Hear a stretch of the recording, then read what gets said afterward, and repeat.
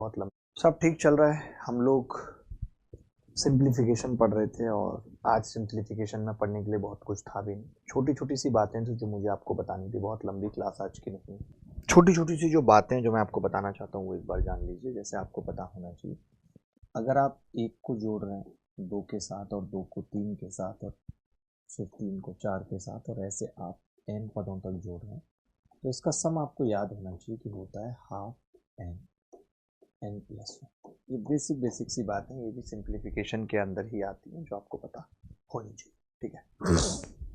अब मैंने कहा अगर एक का स्क्वायर है और आप इस एक के स्क्वायर में दो का स्क्वायर जोड़ रहे हैं और दो के स्क्वायर में तीन का स्क्वायर जोड़ रहे हैं, डैश डैश डैश डैश करके एन स्क्वायर तक जा रहा है, तो हम कहते हैं कि जी 1/6 एन, एन प्लस वन और 2n+1 होगा। आज कुछ कुछ नई बातें सीखेंगे, मजा आएगा आपको। ठीक है। एक का स्क्वायर, दो का स्क्वायर और एन के स्क्वायर का सम निकालना है, तो ये आपको पता होना चाहिए। इसके अलावा अगर हम क्यूब की बात करें कि भाई एक की क्यूब प्लस दो की क्यूब प्लस तीन की cube dash dash dash dash n की क्यूब बराबर होगा 1/2 एन प्लस वन का होल स्क्वायर। ये आपको पता होना चाहिए। ठीक है।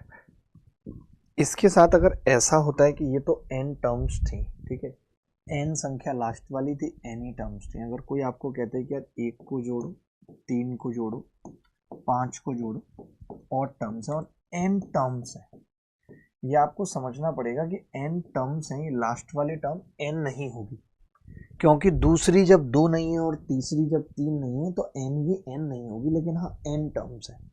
आप देख रहे हो अगर मैं यहाँ पे n को एक मानूं तो सम एक होगा, यानी एक का स्क्वायर। दो मानूं तो एक और तीन चार, यानी दो का स्क्वायर है। तीन मानूं तो पांच और तीन आठ और एक नौ, तीन का स्क्वायर है। तो अगर n टर्म्स हैं तो इसका सम होता है n का स्क्वायर।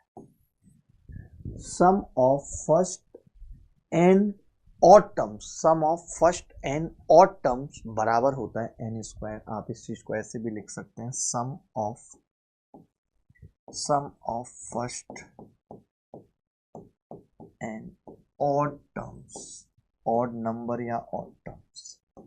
पहली एन विषम संख्याओं का जोड़ एन का स्क्वायर होता है। पहली विषम संख्याओं का जोड़ एन का स्क्वायर होता है। एक बात और लिख लीजिए, हम लगे हाथ, कि एक, दो, तीन, एक दो तीन एन तक जा रहा है और फिर वापस n-1 कम होना चालू हो रहे हैं, तीन प्लस दो प्लस एक, यानी एक से शुरू होके एक पे ही खत्म हो रहा है। मान लेते हैं n तक गया है, तो इसका सम होगा n स्क्वायर। ये बात लिख लीजिए। आप चाहें तो मैं इसका प्रूफ करके आपको बता देता हूँ ऐसा क्यों हो रहा है। क्योंकि एक से लेकर के n तक का सम तो आप जानते ही हैं क्या होगा, हाफ n+1, यही होगा। अच्छा, आप एक से लेके n-1 तक का सम निकालेंगे तो आप बोलेंगे हाफ n-1 और एक जोड़ेंगे तो n हो जाएगा वापस। तो अब आप देखेंगे कि अगर आप इन दोनों को जोड़ दें तो हाफ कॉमन आ जाएगा और n भी कॉमन आ जाएगा और ब्रैकेट में बचेगा n+1 n-1 यानी 2n, 2 से 2 कट गया, n स्क्वायर आ गया। ये चार चीजें लिख लीजिए। सर वॉल्यूम सही से नहीं आ रही है, चार चीजें लिख लीजिए, फिर सवाल करेंगे बाकी और। ठीक है, सवाल करेंगे बाकी और।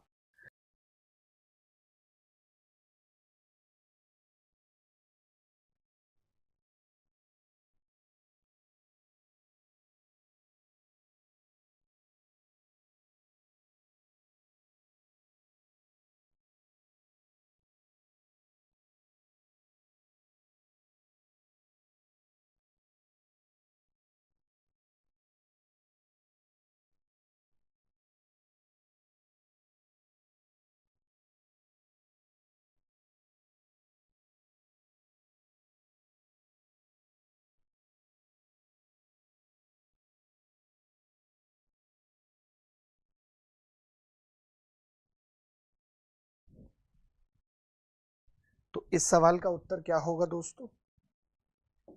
तो आपने कहा कि इस सवाल का उत्तर हो जाएगा 1000 का स्क्वायर, यानी कितना होगा 1000 का स्क्वायर, तो B is the correct answer. क्या ऐसे सवाल में कोई तकलीफ है, कोई दिक्कत है? अभी आवाज़ ठीक आ रही है नहीं? अभी आवाज़ ठीक आ रही है नहीं, मुझे बताओ। तो मैं एक बार ये वाला माइक लगा के देखता हूँ, तब बताना जरा। तो इस सवाल का उत्तर आ गया 1000 का स्क्वायर। अगला सवाल देखिए। अब जैसे ये सवाल है, सिंप्लीफाई करने के लिए बोल रहे हैं, तो आप यहाँ से देख सकते हैं कि ये कहाँ पे जाके रुक रहा है। तो आप कहेंगे ये 79 पे जाके रुक रहा है, ये 79 और फिर 79 से वापस 1 तक, यानी अंडर रूट के अंदर आ जाएगा 79 का स्क्वायर, और 79 के स्क्वायर को बाहर लेके आएंगे तो केवल बचेगा 79, यानी इस सवाल का उत्तर क्या होगा? 79। क्या ऐसा सवाल करने में दिक्कत आ रही है? क्या ऐसा सवाल करने में दिक्कत आ रही है? आगे बढ़ते हैं, अगले सवाल की तरफ चलते हैं।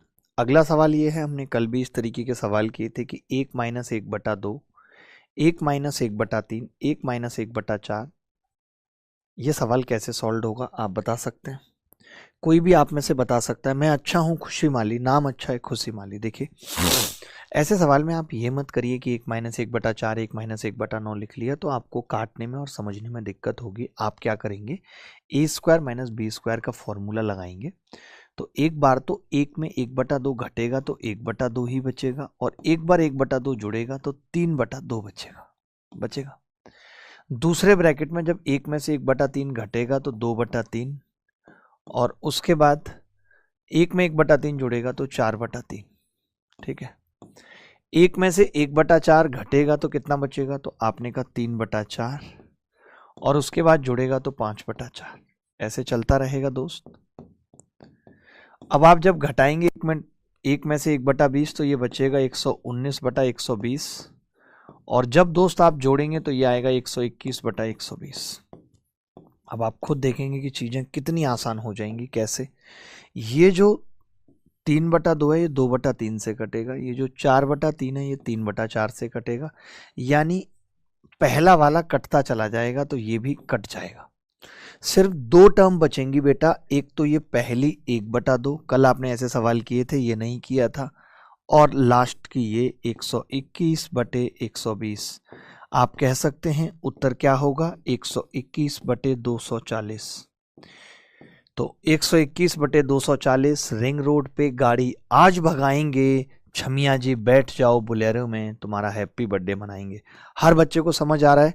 मैंने कुछ भी नहीं किया इस सवाल में, मैंने एक फॉर्मूले का इस्तेमाल किया जो आपको बताया था कल कि a² - b² बराबर होता है a + b और a - b के। इतनी सी बात मैंने बताई थी। ये सवाल बताएंगे करके।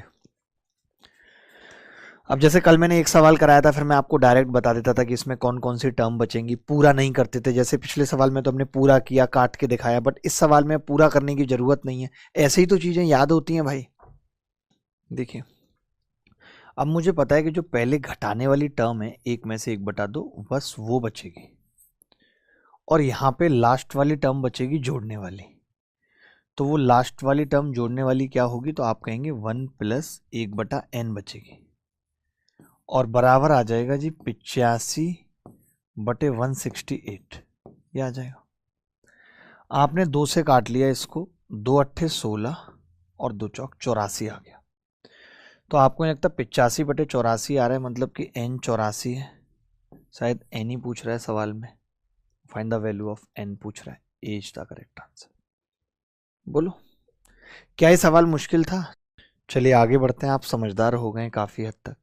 ये सवाल देखिए, ये क्या कह रहा है? 2 - 1/3, 2 - 3/5, 2 - 5/7, 2 - 997/99 इक्वल्स किसके इक्वल होगा? बड़ा ही कमाल का सवाल है ये। अब देखिए, इसमें तो कुछ स्क्वायर जैसा है नहीं, तो इसमें तो हमने सीधे क्या किया कि यार 2 - 1/3, 3 दूनी 6 में से 1 गया, 5/3 बच रहा है। आपने कहा 5 दूनी 10 में से 3 गया, 7/5 बच रहा है। 7 दूनी 14 में से 5 गया, 9/7 बच रहा है। Dash dash dash dash dash. तो मैं ये कह रहा था कि अगर मैं देखूं तो 5 से 5 कट जा रहा है, 7 से 7 कट जा रहा है, यानी नीचे वाला तो कट जाएगा, नीचे वाला तो कट जाएगा। इसमें भी लास्ट में क्या बचेगा? तो आप कहेंगे जी 999 गुणा 2 - 997 और बटे 999। तो आप देख पा रहे हैं कि जब ऐसे तिरछा कट रहा है, आप ये देखा करो कट कैसे रहा है तिरछा, तो तिरछे में ये भाई साहब निपट जाएंगे, नीचे वाले निपट जाएंगे। अब बचा क्या है, केवल 3 बचा है नीचे। नीचे जो 3 आ रहा है वो केवल और केवल एक ही ऑप्शन में आ रहा है, क्योंकि ऊपर भी एक बड़ी संख्या बचेगी। तो D is the correct answer, क्योंकि नीचे 3 सिर्फ इसी में आ रहा है। आप कहेंगे बी में भी आ रहा है, बेटा बी में आ रहा है, बट आप देखो ना ऊपर बड़ी संख्या बचेगी। कैसे? जो 2 गुणा 999 है, मैं उसको 999 प्लस 999 लिख सकता हूँ, और फिर 997 घटा दूंगा। कई बच्चे क्या करेंगे आपको बताता हूँ मैं, वो 2 की गुणा करेंगे 999 में, उसी में पागल होते रहेंगे। अरे भाई क्यों, यहाँ से मुझे पता है 2 बचेगा और 2 जोड़ूंगा फिर तो 1001 आ जाएगा। तो कैलकुलेशन अच्छी करना बहुत ज़रूरी है। कैलकुलेशन के बहुत मायने हैं पेपर में, आपको अच्छी कैलकुलेशन आनी चाहिए। आगे बढ़ते हैं। ये सवाल देखिए, देखिए मैं ये कह रहा था कि अगर मैं 1 में 1/2 जोड़ता हूँ तो वो 3/2 आ रहा है। वहीं मैं 1 में से 1/3 घटाता हूँ तो वो 2/3 आ रहा है, और ये दोनों आपस में कट जा रहे हैं, कट जा रहे हैं, आप देख रहे हैं।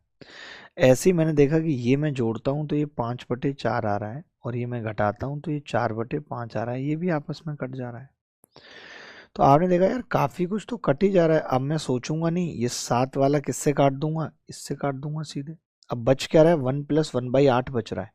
अब बच रहा है 1 + 1/8, जो कि बराबर है 1 + 1/x।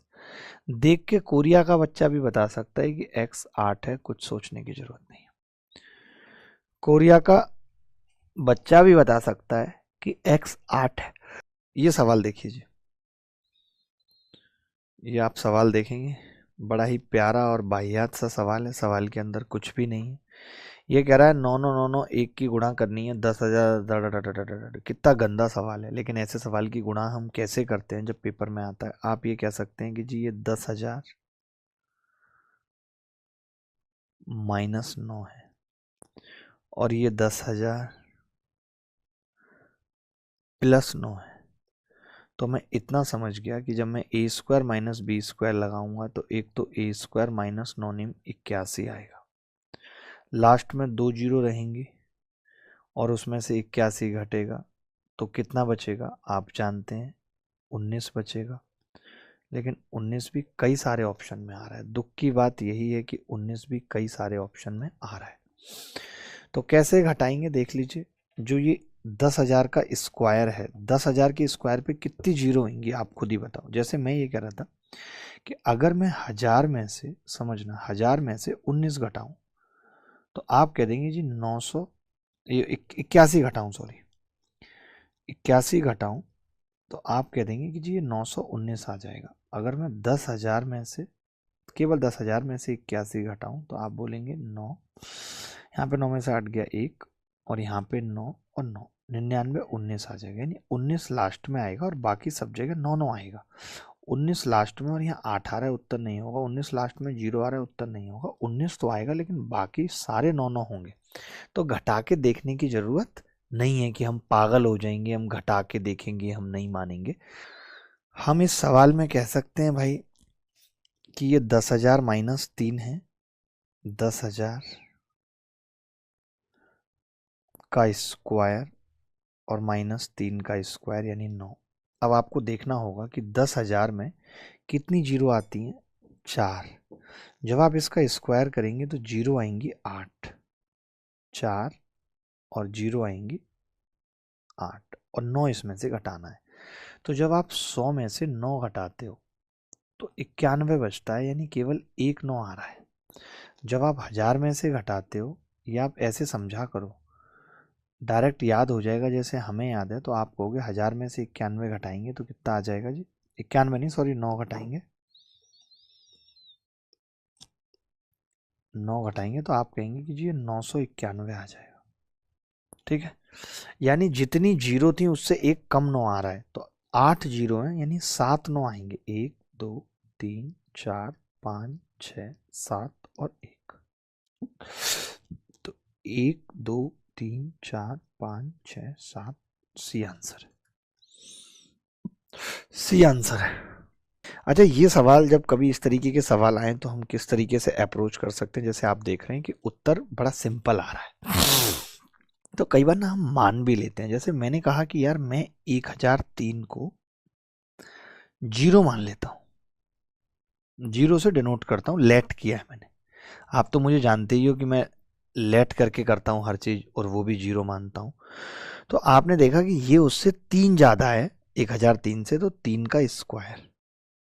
ये 1007 4 ज़्यादा है, 1005 2 ज़्यादा है, प्लस 1008 5 ज़्यादा है, 4 1 ज़्यादा है, माइनस ये तो 0 ही हो गया। तो 3 तिया 9 माइनस 8 प्लस 5, उत्तर आ गया 6। यही इस सवाल का उत्तर है। आपने शायद ही ऐसे कभी सवाल करे होंगे। मैं वैसे आपको नॉर्मल वे में भी बता देता हूँ, जैसे और लोग बताते हैं और बच्चे करते हैं, वो मेथड भी आपको आना चाहिए। दोनों चीज़ें एक साथ सीख लीजिए, लगे हाथ सीख लीजिए। शायद आपने कभी ऐसे पहले ना किया हो। देखिए, जैसे 1006 का स्क्वायर था, और मैं जो ये 1007 था इसको लिख सकता था 1006 का स्क्वायर, सॉरी 1006 प्लस 1, और 1005 को 1006 माइनस 1 लिख सकता था। इस वाले के बीच में कौन सा पड़ेगा? 8 और 4 के बीच में बता सकते हैं? 4 ही पड़े, नहीं 6 पड़ेगा। तो मैं इसको लिखता 1006 प्लस 2 का स्क्वायर प्लस 2 और 1006 माइनस 2, ये लिख सकता था। माइनस 9 और 3 के बीच में क्या पड़ेगा? 1006 प्लस 3 1006 माइनस 3, ये लिख सकता हूं कि नहीं? ये लिख सकता हूं कि नहीं, बोलो। ठीक है, अब आप देखिए, ये 1006 का स्क्वायर है, और ये 1006 का स्क्वायर माइनस 1, तो 1006 का स्क्वायर और माइनस 1 का प्लस 1 हो जाएगा ब्रैकेट के बाहर। ये जो दूसरा है, ये 1006 का स्क्वायर और माइनस 4 हो जाएगा, बोलो हो जाएगा। अब मैंने कहा ये कितना होगा, तो आपने कहा 1006 का स्क्वायर और माइनस 9 का प्लस 9 हो जाएगा। अब कोरिया का बच्चा जानता है कि ये कट जाएगा आपस में, ये कट जाएगा आपस में, 9 में से 4 जाएंगे, कितना बचेगा? 5 और 1 6, उत्तर आ जाएगा। लेकिन इतना लंबा करने की जरूरत नहीं है, मैं देख पा रहा हूँ कि सब कट जाएगा। कट जाएगा तो मैंने 1003 को डिनोट कर लिया 0, और बस उत्तर निकाल दिया यार। प्यारा सवाल है। ऐसे सवाल में हम क्या करते हैं, कोशिश करते हैं, आप किसी एक को, कुछ भी जो आपका दिल करे वो आप मान सकते हो। जैसे आपने कहा कि मैं तो 1 2 3 4 5 को मान सब ए मान रहा हूं। मैंने कहा ठीक है, मान लो ए। तब आपने कहा कि ये ए स्क्वायर आएगा और ये ए आएगा, और ये जो इधर लिखा हुआ है ये ए प्लस 1 आएगा। अब ये आ गया जी ए स्क्वायर प्लस 2a प्लस 1। अगर आप ऐसे ए नहीं मानोगे तो थोड़ा सा मुश्किल दिखता है सवाल होना। अब आपको तो अंडर रूट एन निकालना है, तो वो ए प्लस 1 आ गया, यानी कि वो 1 2 3 4 6 आ गया। यही उत्तर है। तो ये मानने वाला फंडा समझ में आ रहा है कुछ आपको कि कैसे मानते हैं हम? चलो भाई, आपको समझ में आ रही है सवाल। मुझे अच्छा लग रहा है कि आपको सवाल समझ में आ रहे हैं, और सब पेपर में आए हुए सवाल हैं कभी ना कभी। ये सवाल देखिए, 1/0.1 का स्क्वायर, 1/0.01 का स्क्वायर, 1/0.5 का स्क्वायर। बड़ा ही छोटा और टुच्चा और नकली सवाल है।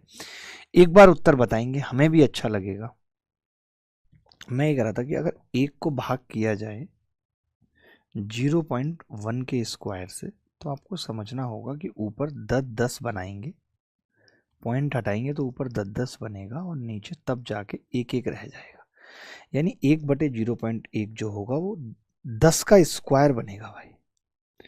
ऐसे दूसरा वाला 100 का स्क्वायर बनेगा। ऐसे तीसरा वाला 10 का स्क्वायर तो बनेगा, लेकिन नीचे 5 का स्क्वायर भी बचेगा। ऐसे ये 100 का स्क्वायर तो बनेगा, लेकिन नीचे वही 5 का स्क्वायर भी बचेगा।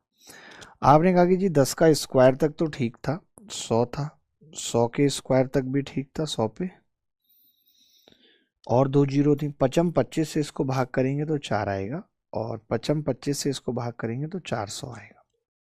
यानी 404 लास्ट में आएगा, 504 आएगा लास्ट में, और 504 एक ही ऑप्शन में दिख रहा है। अगर मैं लास्ट 3 डिजिट की बात करूं, ज़्यादा दिमाग नहीं लगाना चाहिए, अगर मैंने देखा 3 डिजिट की बात करूं तो वो ये 3 मिला के 504 बना रहे हैं, जो एक ही ऑप्शन में है, ए में। यही उत्तर है। ये सवाल बड़ा मुश्किल था यार। जब मैंने इस सवाल को देखा तो मेरे को कोई भी इस सवाल का शॉर्टकट समझ में नहीं आ रहा। क्या आप बता सकते हैं इस सवाल का कोई शॉर्टकट? देखिए ये सवाल थोड़ा मुश्किल था, ये सवाल हर किसी से होने वाले सवालों में से नहीं था, हर कोई इस सवाल को कर भी नहीं सकता था। जैसे P जो दिया हुआ था, P, वो जो P दिया हुआ था वो था 2 का स्क्वायर, 6 का स्क्वायर, 4 के गैप पे था 10 का स्क्वायर। 4 के गैप पे कितना होगा बता सकते हैं? तो आपने कहा जी 94 का स्क्वायर है, 4 के गैप पे, तो उससे पहले 90 का स्क्वायर होगा, उससे पहले 86 का स्क्वायर होगा, थोड़ा और खुल के लिखना पड़ेगा, और उससे पहले 82 का स्क्वायर होगा। ऐसे ही कुछ चलेगा? इतना तो कह सकते हैं कि नहीं? ऐसे ही तो चल रहा होगा। P 4 के गैप पर है। अब मैंने कहा Q कितना है, अगर मैं Q की बात करूं तो Q कितना है, Q 1 का स्क्वायर है, ये भी 4 के गैप पे है, 5 का स्क्वायर है प्लस 9 का स्क्वायर है, तो टर्म्स तो इक्वल ही होंगी लगभग, लेकिन ये 81 पे ही खत्म हो गया। आगे आता बट आगे दिया ही नहीं है कुछ, यहीं तक दिया है। बड़ा अलग सवाल है भाई, मैंने पहली बार देखा इतना अलग सवाल के नीचे टर्म्स भी कम है। आपने देखा कि जी मैं P में से Q घटाना चाह रहा हूँ, P में से Q घटाना चाह रहा हूँ, तो आपने कहा कि P में से Q घटाएंगे तो एक तो 2 का स्क्वायर माइनस 1 का स्क्वायर आ जाएगा, प्लस 6 का स्क्वायर माइनस 5 का स्क्वायर आ जाएगा, और ऐसे चलता रहेगा। लास्ट में 82 का स्क्वायर माइनस 81 का स्क्वायर आ जाएगा।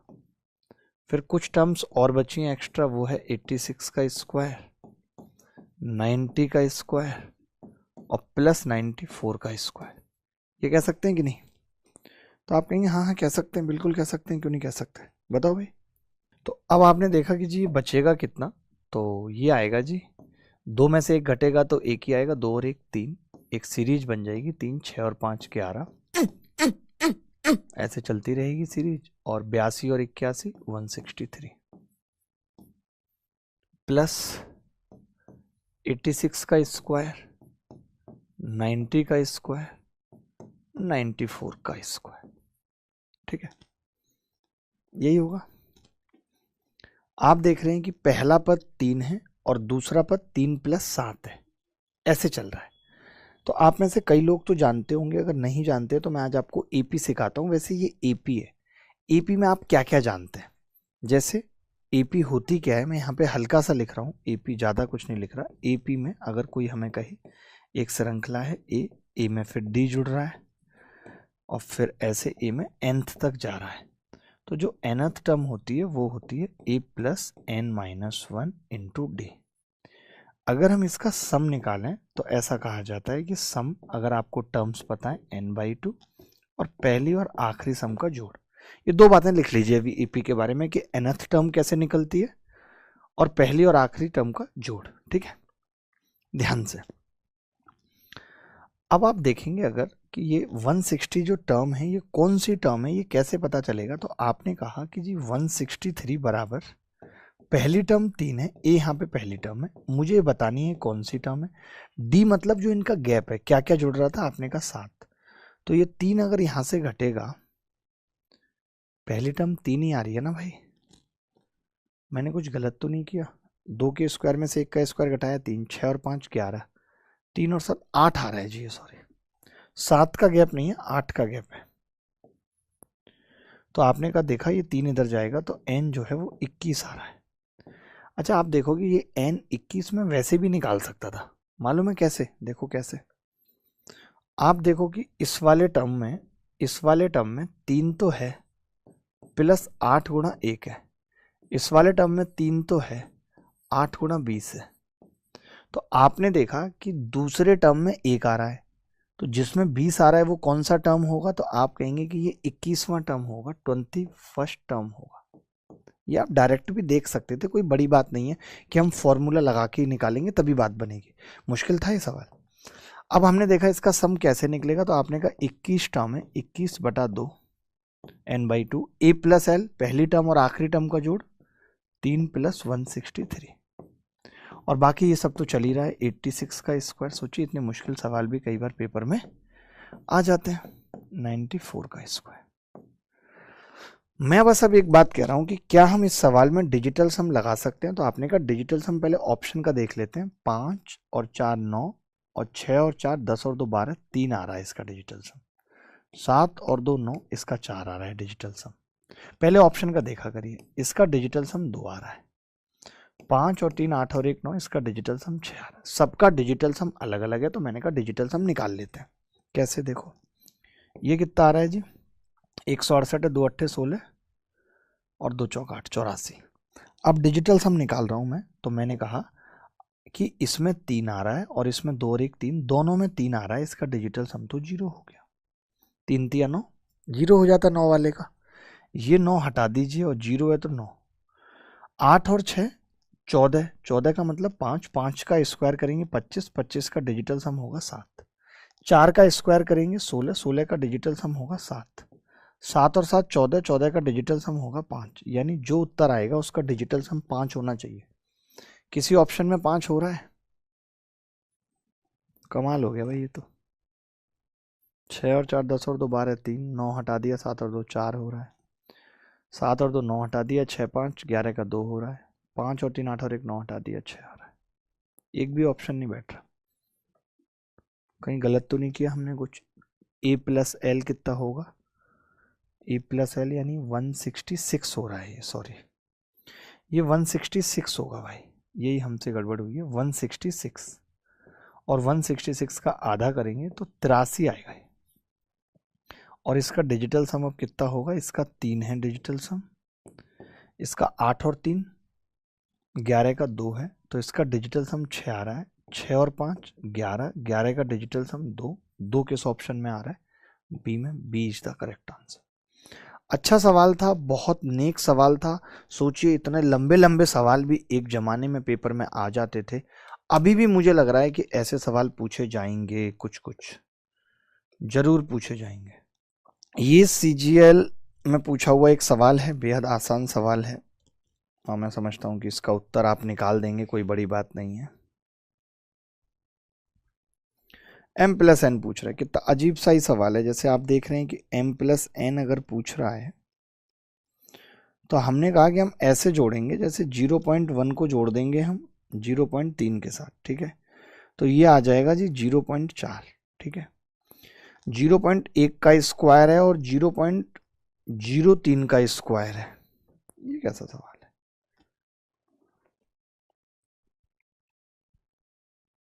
ओहो, तो 0.1 का स्क्वायर मतलब 0.01, यही होगा। तो हम इसको भी अलग लिख लेते हैं। आप भी देखोगे कि हम कैसे कर रहे हैं। इन दोनों को एक साथ लिख लेते हैं क्योंकि इस पे भी 1 लास्ट में आएगा और इस पे 9 लास्ट में आएगा और 4 जीरो लगेंगी तो 0.00, लेकिन 9 और 1 10 हो जाएगा तो ये ऐसे लिखा जाएगा। मानते हो ऐसे लिखा जाएगा? कैसे, देखो 0.01 का स्क्वायर का मतलब क्या होगा? 0.001। 0.03 का स्क्वायर 9, तो जब जोड़ेंगे तो 9 और 1 10 आ जाएगा यहाँ और ये 0 0 बचेगा। अब बस इसको अलग से और लिखना है। इसमें कितनी जीरो आएंगी? तो आपने कहा इसमें जीरो आ जाएंगी जी 0.00009, क्योंकि टोटल 6 संख्याओं के बाद 6 अंकों के बाद दशमलव लगेगा तो 5 जीरो और 1 9। अब ये हमें जोड़ना है दोस्त, तो लास्ट में 9 आएगा, ये तय हो गया क्योंकि 9 किसी में नहीं है, बाकी सब तो ये 0 0 लगेंगी तब जुड़ेगा। 0 0 ऐसे 0 चलाएंगे, 0 0 ऐसे चलाएंगे, तो 9 आएगा लास्ट में और वो एक ही ऑप्शन में आ रहा है। ए इज द करेक्ट आंसर। इसको तो हम डायरेक्ट भी कर सकते थे, इतना भी करने की जरूरत नहीं थी। हमारे ऑप्शन पे निगाह नहीं गई कि भैया 0.003 का स्क्वायर है तो लास्ट में 9 आएगा ही आएगा, कोई माइका लाल उसे रोक नहीं पाएगा। आप ये टुच्चा सा सवाल देखिए, 14 की क्यूब प्लस 16 की क्यूब प्लस 18 की क्यूब, मैंने जितना अभी बताया है आपको, जितना सिखाया है उसके आधार पे इसका उत्तर बताइए। अखिलेश जवाब मिलेगा। देखो मैं ये कह रहा था कि अगर 1 की क्यूब, 2 की क्यूब, 3 की क्यूब से लेकर के मैंने 30 की क्यूब किया और इसमें से मैंने 1 की क्यूब, 2 की क्यूब 3 की क्यूब और लास्ट में 13 की क्यूब हटा दिया तो मुझे वो नहीं मिल जाएगा जो मुझसे पूछा है, क्योंकि मेरे को फॉर्मूला जो पता है वो 1 से शुरुआत वाला पता है। मानते हो ये बात कि 1 की क्यूब से लेकर के 30 की क्यूब तक का सम निकाला, उसमें से 1 की क्यूब से लेकर के 13 की क्यूब तक घटा दिया तो हमें वही मिल गया जो पूछा है। अब इसका फॉर्मूला क्या है, तो आप कहेंगे इसका फॉर्मूला है जी हाफ n यानी कि 30 और 30 प्लस 1 यानी 31 का स्क्वायर माइनस हाफ n यानी कि 13 और 13 प्लस 1 यानी 14 का स्क्वायर। ठीक है, 2 से कितनी बार कटेगा जी, ये 15 बार कटेगा, तो ये 15 गुणा 31 का स्क्वायर आ गया माइनस ये 13 गुणा 7 का स्क्वायर आ गया। अब हमने देखा कि यूनिट डिजिट काफ़ी जगह तो सेम है और काफ़ी जगह 2 ऑप्शन में सेम है, तो एक बार देख लेते हैं कि क्या ये सवाल यूनिट डिजिट से बन सकता है। तो 5 एकम 5 का स्क्वायर, इसका यूनिट डिजिट 5 होगा, माइनस 7 तिया 21, 1 का स्क्वायर ये 1 होगा, यानी इस सवाल की यूनिट डिजिट 4 आएगी। ये बात मानते हो कि नहीं? कहीं लगेगा यूनिट डिजिट, कहीं नहीं लगेगा, लेकिन जहां लगेगा वहां सवाल को हलवा बना देगा। सी इज द करेक्ट आंसर। लगाया आपने यूनिट डिजिट, लगाया आपने यूनिट डिजिट। ओ शिट, मैं तो देखा ही नहीं यार कि गैप 2 का है। आए हाय, फंस गए। चलो अब आप ऐसा करो, इस सवाल को, कोई बात नहीं, अब आपने सीख तो लिया ही इतना कुछ, मैं तो सवाल ही बदल देता, मेरा इतना मूड खोल गया था इस सवाल को देख के, मेरा निगाह ही नहीं गई बदतमीज पे। आपने देखा कि जी मैं अगर इसमें से 2 की क्यूब कॉमन ले लेता हूं तो अंदर बच रहा है 7 की क्यूब प्लस 8 की क्यूब प्लस 9 की क्यूब डैश डैश डैश 15 की क्यूब। ये बात तो मानते हो कि नहीं? ये बात मानते हो कि नहीं, मुझे बस बता दो। तो आप कहेंगे हाँ जी मैं ये बात मानता हूँ बिल्कुल। ठीक है, अब जैसे ये 2 की क्यूब है और मुझे निकालना है, तो मैंने कहा 1 की क्यूब और 2 की क्यूब से लेकर के 15 की क्यूब में से 1 की क्यूब, 2 की क्यूब और 6 की क्यूब घटा देते हैं। ठीक है, 6 की क्यूब घटा देते हैं। आपने कहा जी ये फॉर्मूला तो हमने पढ़ा है, 2 की क्यूब और ये 1/2 आएगा, n आएगा 15 और 15 प्लस 1 16 आएगा, उसका स्क्वायर होगा माइनस 1/2 n 6 आएगा इंटू 7 इसका स्क्वायर होगा। आपने कहा कि जी 1/2 है और ये 1/2 का स्क्वायर है, तो ऐसा करते हैं बाहर जो है केवल 2 रह जाएगा, अंदर 15 गुणा 16 का स्क्वायर और इधर 6 इंटू 7 का स्क्वायर। तो मैंने कहा देख लेते हैं यूनिट डिजिट से हो रहा है या नहीं। तो आपने कहा कि 6 पंजे 30, ये 0 आ रही है, माइनस 6 सत्ते 42, ये 2 आ रही है, 10 में से 2 घटेगा तो लास्ट में 8 बचेगा, 8 की 2 से गुणा होगी तो 6 आएगा। ए इज द करेक्ट आंसर। 8 का डिविजिबिलिटी रूल नहीं लग पाएगा, आप उसकी वजह समझिए, क्योंकि इधर 1/2 भी तो है, चलो उसको भी काट लेते हैं, लेकिन 8 से जो संख्याएं कट रही हैं वो सारे ऑप्शन लगभग 8 से कट रहे हैं, केवल 212 को छोड़ के। तो 8 का डिविजिबिलिटी रूल कैसे लग जाएगा बेटा? देखें भाई, अगले सवाल की तरफ चलते हैं। बताओ, ऐसे भी टुच्चे टुच्चे सवाल पेपर में आ जाते हैं जिनका कोई लेवल नहीं होता, जिनको देखकर ही बच्चा बता सकता है कि ये 7 या 21 यूनिट डिजिट से कर दिया हमने इस सवाल को।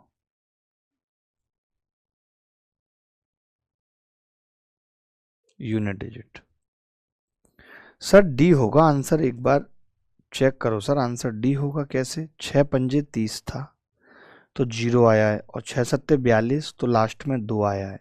अच्छा सॉरी यार, आप लोग पता है बड़ा पंगा करते हो, स्क्वायर पे तो कोई ध्यान दे ही नहीं रहा है। मुझे बड़ी गुस्सा आती है तुम लोगों पे, मैं तो बड़ा दुखी हो गया हूँ कि तुम लोग कब सुधरोगे, कब समझोगे, भगवान ही तुम्हारा मालिक है, पता नहीं यार। देखो भाई कैसे करेंगे इस सवाल को। 8 तो बाहर आ ही रहा है, अंदर कितना आ रहा है, 2 अट्ठे 16, 15 अट्ठे 120 का स्क्वायर आ रहा है। ठीक है, माइनस 2 तिया 6, 7 तिया 21 का स्क्वायर आ रहा है। ठीक है, अब आपने कहा यहाँ 0 आएगा, 0 आएगा यहाँ पे, फिर आपने कहा यहाँ लास्ट में 1 आएगा, तो अंदर 9 बचेगा, और 9 की 8 से गुणा होगी, 9 अट्ठे 72, लास्ट में 2 आएगा। तो आपने कहा ये दोनों तो उत्तर नहीं होंगे, या तो ये होगा या ये होगा। फिर आपने कहा कि 8 से डिविजिबल होगा, 8 से डिविजिबल वही संख्याएं होती हैं जिनके लास्ट 3 डिजिट 8 से डिविजिबल होते हैं। तो क्या 212 8 से कटता है? नहीं भैया, 200 तो कटता है, 25 अट्ठे 200, लेकिन 12 8 से नहीं कटता, तो ये उत्तर नहीं हो सकता। एक ही उत्तर है डी। क्लियर हो गया? 2 फंडे लगे इस सवाल में, एक 8 का डिविजिबिलिटी रूल लगा और एक यूनिट डिजिट लगा। पता नहीं घड़ी कैसे इतनी तेज भागती है, मुझे तो हंसी आती है घड़ी पे, और शर्मिंदगी होती है घड़ी के लिए कि तुम इतनी तेज भाग के क्या उखाड़ लोगी। ये देखो ऐसे टुच्चे टुच्चे सवाल पेपर में आते हैं। इसे RW में दे देता हूँ। कुछ नहीं करना, A² माइनस B² लगाना। ये सवाल कर लेंगे। ये मेंस 2021 में आया है। कब आया? मेंस 2021 में। बता सकते हैं मेंस 2021 में आया तो कैसे करना चाहिए इस सवाल को? बताओ भाई, कोई भी बच्चा। देखिए ध्यान से समझना। 99 11/99, तो 99 कितनी बार आएगा पहले तो ये देखना होगा भाई। बड़ा ही तगड़ा सवाल है। एक तो सब में 99 आ रहा है, तो मैंने कहा 99 आएगा, 99 आएगा। बहुत सारे 99 आएंगे, नहीं पता कितने सारे आएंगे, वो देखना पड़ेगा कि 11/99 प्लस 15/99 और लास्ट में कितना है? 67/99। हमें ये देखना पड़ेगा ये 67 कौन सी भी टर्म है। तो आपने कहा 67 बराबर, अभी आपने फॉर्मूला बताया था, A + n-1 into D. D कितना है? गैप कितना है? 4 का। ये इधर आएगा 56, 56 को 4 से भाग करेंगे, 14 चौका 56, n 15 आ गया, यानी टोटल टर्म 15 है भाई। ये बात पता चल गई। तो यहाँ पे टोटल 15th टर्म है। तो 15 बार 99 होगा, 15 गुणा 99 कर देते हैं प्लस, आपने कहा जी 99 LCM ले लो और इसका सम निकालोगे तो टोटल टर्म कितनी है? 15 बटा A + L बटा 2, तो 67 + 11 कितना होगा? 7 और 1 8, 6 और 1 7। अभी आपको यही चीज़ सिखाई है मैंने कि n/2 टोटल टर्म्स और first term plus last term. बताइए सर 6 को डिवाइड नहीं किया आपने 2 से। किया है बेटा 6 को डिवाइड, देखा तो करा करो। 2 तिया 6 नहीं किया, 7 तिया 21 किया है 6 से डिवाइड, देखा करो थोड़ा आंखें खोल के। आपने कहा कि जी 2 से ये कट जाएगा, कितनी बार कटेगा 2 से? तो जवाब आएगा जी 39 दूनी 78, 39 से कट जाएगा, और ये 3 से 13 बार कट जाएगा, और ये 3 से 33 बार कट जाएगा। ये आ जाएगा। ये कुछ ऐसा आ गया उत्तर कि 15 गुणा 99 प्लस 15 गुणा 13 बटे 33। वैसे आप देखोगे कि मैंने 3 से नहीं काटा 33 को, उसकी वजह समझिए आप क्यों नहीं काटा। क्योंकि नीचे 33 आ रहा था। अब नीचे 33 आ रहा था तो मैंने इसको नहीं काटा। बताओ काटना चाहिए था क्या मुझे? नहीं, मैं नहीं काटा। मैंने कहा नीचे 33 आ रहा है सब में। तो ये बात तो तय है कि ऊपर जो भी बनेगा, ऊपर जो भी बन रहा है वो 3 से कट रहा है। देखो मैं 33 की गुणा इधर भी कर दूं तो ये 3 से कट रहा है, हमने काटा नहीं। तो भैया जब कट रहा था और हमने नहीं काटा, और आप यहाँ देखोगे 9 कट रहा है, 5 और 1 6 कट रहा है, 20 नहीं कट रहा है। नहीं, जब 3 से नहीं कट रहा उत्तर हो ही नहीं सकता, क्योंकि 3 से सब कुछ कट रहा है, नीचे 11 आ रहा है। मैंने देखा जी 9 कट रहा है, 6 कट रहा है, 2 और 2 4 नहीं कट रहा, 3 से उत्तर नहीं हो सकता। आप समझो 3 से कटेगा। अरे भाई जब आप यहाँ नहीं काट रहे, आप 33 आपने एलसीएम ले लिया, तो ये 15 गुणा 99 गुणा 33 प्लस 15 गुणा 33 13। आप तो देख रहे हो ना कि यार ये 3 से कट रहा है, ये 3 से कट रहा है, तो ऊपर जो भी रहेगा वो 3 से कटने वाला रहेगा। मैंने कहा 9 कट रहा है, 4 और 2 6 कट रहा है, 20 नहीं कट रहा है, ये भी नहीं होगा। अब 9 कट रहा है, 7 और 2 9, ये कोई भी नहीं कट रहा है। यार इसकी भैंस को भोपाल ले जाऊं, ये गलत सवाल बनाते हैं क्या पेपर वाले? 11, ओहो हमने 13 छोड़ दिया ना यार, फिर गलत कर रहे हो आप। मैं आप सच बता रहा हूं, बच्चों का खून कर दूंगा। तुम यहाँ टाइम पास करने आ रहे हो क्या? ये बता दो मुझे, बहुत पीटूंगा, हवा खराब हो जाएगी तुम्हारी। यार बताते नहीं हो कि गलती हो रही है, गलती हो रही है, गलती हो रही है। कोई यहाँ बताने वाला नहीं है, सिर्फ टाइम पास करा लो। अब वो कमेंट करके तो बताना चाहिए कि जी गलती हो गई, यहाँ पे आपने 13 नहीं लिया।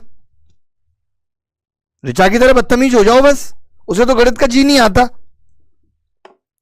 11 13 है, यानी गैप कितने कितने का है? 2 का है।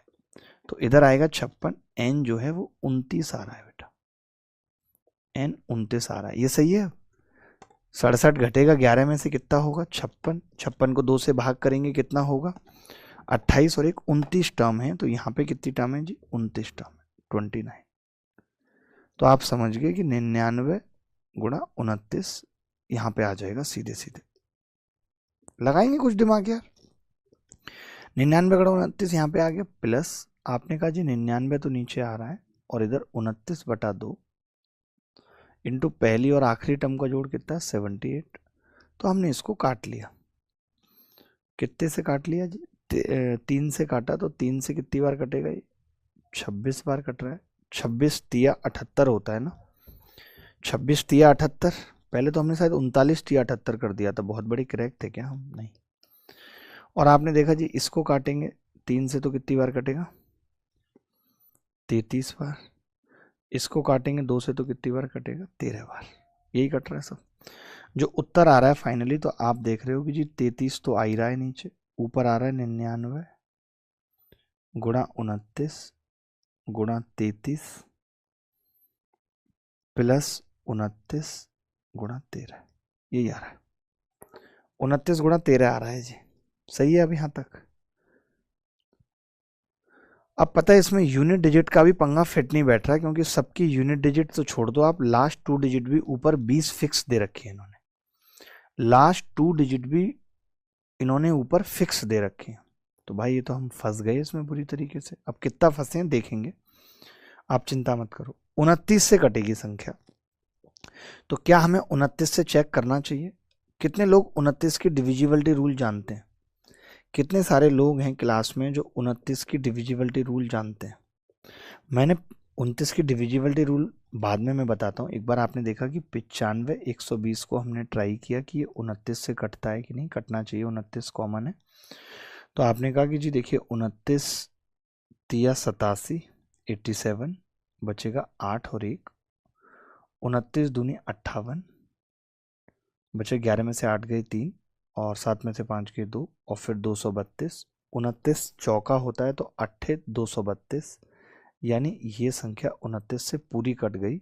तो यही सवाल का उत्तर है। मैं आपको 29 का एक बार डिविजिबिलिटी रूल बताता हूँ क्या होता है, लगे हाथ सीख लीजिए। 29 का डिविजिबिलिटी रूल, मुझे कोई संख्या चेक करनी है कि ये 29 से कटेगी या नहीं। जब आपको नंबर सिस्टम पढ़ाऊंगा इस बार, तो डिविजिबिलिटी रूल बनाना सिखाऊंगा, बनते कैसे। तो देखिए डिविजिबिलिटी रूल इसका बनाना बड़ा आसान है। मैंने लिखा 9x + 2। अब x एक ऐसी संख्या, तो वो 3 आ रही है जो कि इसको 29 काट सके, 9 तिया 27 और 2 29, यानी 29 का डिविजिबिलिटी रूल हो गया कि लास्ट डिजिट को 3 से गुणा करो और फिर देखो 29 से कट रही या नहीं कट रही। इसका मतलब यही 29 का डिविजिबिलिटी रूल है। जैसे मुझे 841 चेक करनी है कि 29 से कट रही है नहीं, तो आपने क्या किया, लास्ट डिजिट को 3 से गुणा किया और इसमें जोड़ दिया 87। क्या 87 कट रही है? आपने कहा मुझे नहीं पता, तो आपने 7 को 3 से गुणा किया 21 और 29 लिख दिया। अब अगर ये 29 से कट रही है तो ये भी कटेगी और ये भी कटेगी। अब जैसे मेरे पास ऑप्शन में 4 संख्याएं थी बेटा, मेरे पास ऑप्शन में 4 संख्याएं थी, आप अगर यहाँ देखेंगे तो मैं आपको दिखाता हूँ 29 से चेक करना। सोचिए कितने मुश्किल मुश्किल सवाल कई बार पेपर में आते हैं, हम लोग देख नहीं पाते हैं, हमारी नज़र नहीं जाती और हमें लगता है कि नहीं पेपर बहुत आसान आ रहा है। ऐसा नहीं है कि ये सवाल सोचिए 21 मेंस में ही आया है, कोई बहुत पुरानी बात नहीं है, अच्छा सवाल है। अब जैसे मुझे 29 चेक करना था, तो 0 तो सब में आ रहा है, इसको तो मैं चेक नहीं करूँगा, मैंने लिखा 9512। अब जिसको 29 का रूल पता है तो उसने क्या किया, 2 तिया 6, 6 और 1 7 और 95, 7 तिया 21, 6 और 9 और 2 11, 6 तिया 18। उसने देखा 29 आ रहा है, यानी ये संख्या 29 से कट रही है। जल्दी से उसको चेक करना होता 9622 को, तो 2 तिया 6, 6 और 2 8 हो जाता, 8 तिया सीधे 24 जोड़ूंगा 96 में 120, 120 नहीं कटती 29 से, ये भी नहीं कटेगी। अब 9422 है, तो 2 तिया 6, अब 6 और 2 8 तिया 24, इसमें डायरेक्ट जोड़ूंगा 8 और 2 11, 118 भी नहीं कटती। 2 तिया 6, 6 और 1 7 तिया 21, इसमें जोड़ूंगा 7 और 1 8, 9 और 2 11, ये भी नहीं कटती 29 से। तो एक भी संख्या 29 से नहीं कट रही। आपने ये सब शायद कभी पढ़ा नहीं होगा, मुझे नहीं लगता आपने कभी पढ़ा होगा ये सब। अब ये कोई मैं अपने मन से नहीं बता रहा हूँ, ये सब चीज़ें पेपर में ज़रूरत पड़ती है, इसीलिए मैं डिविजिबिलिटी रूल बनाना सिखाना चाहता हूँ और आपको सीखना भी चाहिए। अच्छा, आप ऐसा सवाल कर लेते हैं, आप में से कोई ऐसा बच्चा है जो इस तरीके का सवाल कर लेता है? आपके पास ऐसे सवाल को करने की अप्रोच है क्या? सर इसे सीड नंबर कॉन्सेप्ट बोलते हैं क्या? देखो, जब कभी इतना लंबा सवाल आ गया तो आप ही बताओ कि कोई कर पाएगा बच्चा? इतना लंबा सवाल आप ही बताओ, कर पाएगा कोई? नहीं। तो मैं देख पा रहा हूं कि अगर मैं यहाँ पे 50 बार ले रहा हूं, ध्यान से सुनना, अगर मैं यहाँ पे चीजें 50 बार ले रहा हूं तो मुझे यहाँ पे 100 बार लेनी पड़ रही है, डबल लेनी पड़ रही है। तो हम ऐसे सवाल में क्या करते हैं कि इसको काट लेते हैं, 50 एकम 50 बाद में गुणा कर लेंगे, और 50 दूनी 100। ध्यान से सुनना, यानी मैं एक को अब सिर्फ 2 बार लूंगा। मेरा सवाल इतना सा रह गया, एक को 2 बार लेना है 11, 2 को 1 बार लेना है 2, और 9 का वर्गमूल आ गया 3। अब 3 मेरा 1 बार आया है, 3 मेरा कितनी बार आया है बेटा? 1 टाइम आया है, 1 टाइम। आपने कहा जी 50 से भाग किया था तो 50 से गुणा भी करनी पड़ेगी, तो सही उत्तर क्या होगा? 3 3 3 और 50 टाइम। बस मैंने अपनी कैलकुलेशन को आसान करने के लिए इस सवाल को ऐसे किया कि 3 50 बार आ जाएगा। मान लेते हैं कि गलती से आपने इसको 2 बार ही काटा होता, 25 से काटा होता, तो 25 दूनी 50 और 25 चौका 100, तब ये सवाल ऐसे होता। अगले पेज पे ही बता दूंगा। मान लेते हैं आपने ऐसे ना काटा होता, पहले इतना नोट कर लीजिए, इतना नोट कर लीजिए, इतना, किसी मोड़ पे, ओहो हो। मान लेते हैं कि आपने इसको 25 से काट लिया होता, 25 से, 25 दूनी 50, 25 चौका 100, यानी अब 4 बार होता। 4 बार एक को लेने का मतलब है 1 1 1 माइनस 22, 1011 में से 22 घटेगा 1089, 1089 का मतलब 33 आ गया, यानी मैं इसको लिख सकता हूँ 3, 2 बार आ गया। लेकिन आपने तो 25 से भाग किया था, तो 25 से गुणा भी करनी पड़ेगी, तो सही उत्तर क्या होगा? 3 3 50 बार। क्या ये फंडा समझ में आया आपको? क्या ये फंडा समझ में आया आपको? ऐसा एक सवाल सीडीएस में पूछा गया था। ऐसा एक सवाल पूछता हूं, आप देखो, ऐसा एक सवाल ये करके बताओ आप। अब आपको ये बात अभी पता चल गई कि अगर हम यहाँ पे डबल टर्म्स लें, थोड़ा दिमाग लगाओ, अगर आप यहाँ पे 11 लिखो और यहाँ पे 2 एक बार लिखो, तो फिर यहाँ 3 आता है। अब 3 कितनी बार आ रहा है? 1 2 3 4 5 6 7 8 9 10 बार आ रहा है। तो यानी 2 तो 10 ही रहा होगा, y तो 10 बार ही रहा होगा। ये डबल रहा होगा क्योंकि इसको 2 लेते हैं, इसको 11 लेते हैं, तब बात बनती है। अभी पीछे आपने देखा भी तो x कितना आ रहा है? 20 बार आ रहा है। डबल ले रहे हैं ना, तब उधर जाके मतलब जितने 3 आ रहे हैं उतने 2 लेंगे और एक को उससे डबल लेंगे, तभी तो 11 में से आपने देखा 3 एक बार तो 2 भी एक बार, लेकिन 1 2 बार है, डबल लेना पड़ रहा है। अब हमसे यही पूछा था, ये उल्टा पूछ लिया पिछले वाले सवाल का। 3 गुणा x कितना है? 20 या 60, 4 गुणा 10 100, यानी उत्तर कितना आ गया? 10। ये उत्तर है। अच्छा सवाल था। आगे बढ़ते हैं। दीपक चलो तुम ये वाला सवाल करो, सीडीएस 2018 में आया था आई थिंक, सीडीएस 2018 या 19 का सवाल है। देखिए दोस्त, अब मैंने कहा कि मैं इसको भाग कर सकता हूं, आपने कहा कर सकते हो, तो 10 एकम 10, 10 एकम 10 और 10 दूनी 20, यानी मेरे लिए x सिर्फ 11 है, मेरे लिए y सिर्फ 3 है, मेरे लिए z सिर्फ 2 है। अब मैंने कहा x यानी कि 11 माइनस y का स्क्वायर 9 बटे 2, तो कितना उत्तर आ जाएगा? 2। यही आंसर है। 2 is the correct answer. Sir divide कर दो 2 से, करा तो है यार 2 से, z को 2 माना तो है, तभी तो एक उत्तर आया है, तभी तो एक उत्तर आया है भाई। मैं ये गलतियां छोटी मोटी जानबूझ के करता हूं ताकि तुम लोगों को थोड़ा होश रहे। कभी ऐसा सवाल आएगा तो कर लेंगे। अब देखिए थोड़ा सा बात कर लेता हूं आज सारे बच्चों से, आप अपनी अपनी बातें बताएंगे, समस्या बताएंगे तो पता चलेगा। सिंप्लीफिकेशन में हर बार एक सवाल आता है, तो सिंप्लीफिकेशन बेसिकली प्रैक्टिस का गेम है।